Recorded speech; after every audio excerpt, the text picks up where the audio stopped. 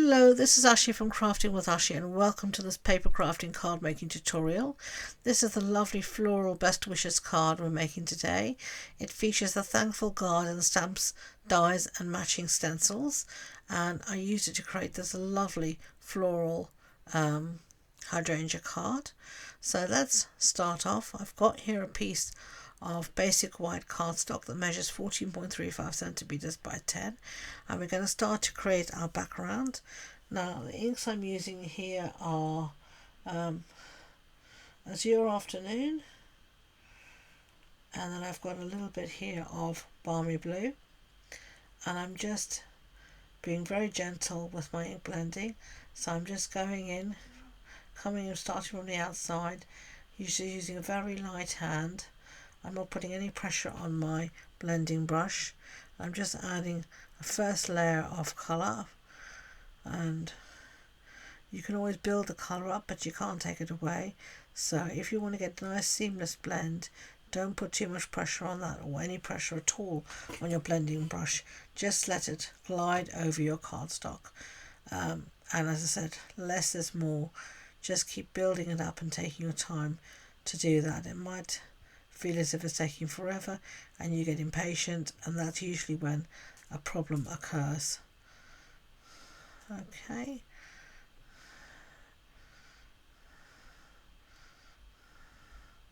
So there we go. You can see here you're starting to get a lovely nice blue blend to this background.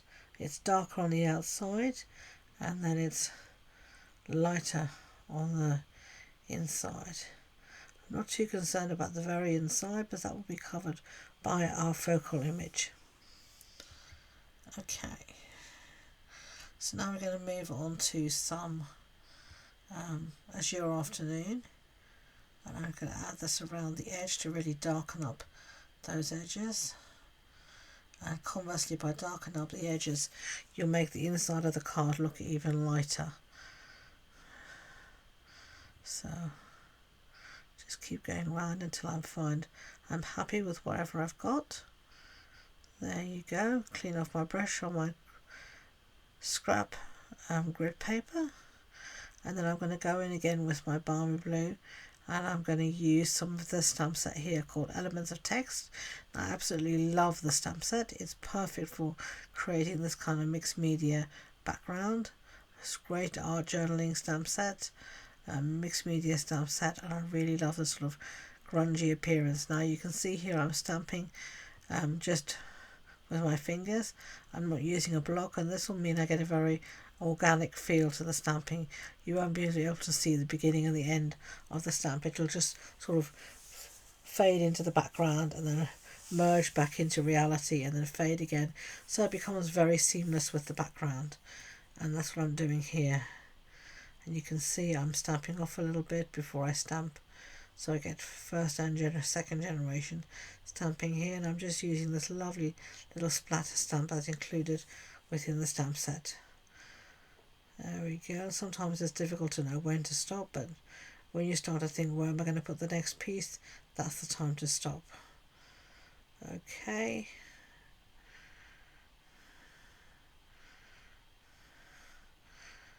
And we're going to do some more of the splatters. Just a little bit.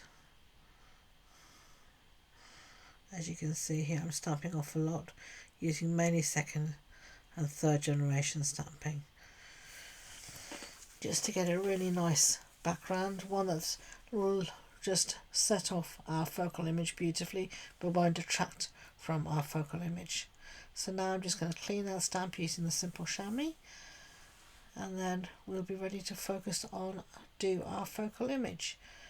Okay, so this is the Thankful Garden stamp set, and we're going to be using the lovely hydrangea stamp from it. So hold on, let's get it out. That's the lovely hydrangea, and you can see you've got other floral images as well as some lovely little sentiments too. So I'm going to put this into my stamping tool to quickly stamp, and then I'm going to stamp a Memento Tuxedo Black, and we're going to colour this in using the matching stencils, so we don't have to do any colouring with markers or paint or anything else. It's going to be really easy to do just with the matching stencils. And I really love this set. This is an online exclusive set that went live now at the beginning of May, so it's really nice, and I'm really happy to see this in the catalogue because I really love it. I love layering stencils. I think they are so useful in all types of paper crafting, be it card making, art journaling, mixed media, scrapbooking, whatever you want to think. This is really useful. Okay, so there we have our lovely hydrangea. So those are the matching dies I quickly showed you. Now we're going to use our stencils, and there are 5 stencils here. They have a notch at the one end which will help you always line this up, and there are 3 stencils for the floral images and 2 stencils for the foliage. So you can see here I'm just trying to keep everything straight. I'm from wandering away, so I'm going to hold down my image to the grid paper using some post-it note tape, and then I'm going to line up my stencil. When I'm happy with what I've got, I'm going to stick it down as well using some post-it note tape. Okay, now you'll see here on each of our stencils there's a little notch, and this will help us line up future stencils. So I'm going to just make a little mark on my grid paper where that notch is, and then all I have to do in the future is line up that notch, and it will make it much easier. Right, so let's do some ink blending. We're going to do a pink hydrangea this time. So I'm going to go in with some light pink, and this is petal pink. And I'm just going over the whole thing in to give it a base colour. There we go. And then I'm going to go with my second stencil. Find that notch, line that notch up again. You can see how easy it makes lining up the stencil. And these stencils do line up super easy. Now I'm going to go in with my second colour, which here would be pretty in pink. I'm going to just add a second level to it. Lovely. Is that pretty? And then we're going to go in with our third colour, which here will be Melon Mambo. I'm going to get my third stencil out, and this will just add some of the highlights for my stencil. And these stencils, I should say, wash up really well. Just run them under the sink, under the water, and they're clean. Absolutely easy. No fancy things at all, no difficulties. Just stick it under the tap and then let it dry, and you're good to go again. Okay, so that's our floral image done. So we're going to just now quickly colour in our leaves. So my first colour here is going to be Lemon Lime Twist. And I'm going to get my leaf stencil, and again lining it up again with that same notch to help me line that up, and then holding everything down with post-it note tape.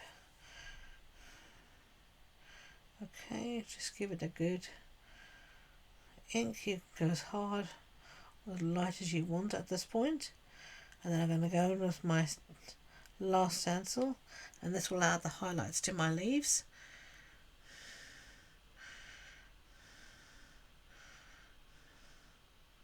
And then I'm going to use Granny Apple Green to do this. So I'm going to go in with quite a lot of ink, quite a heavy hand.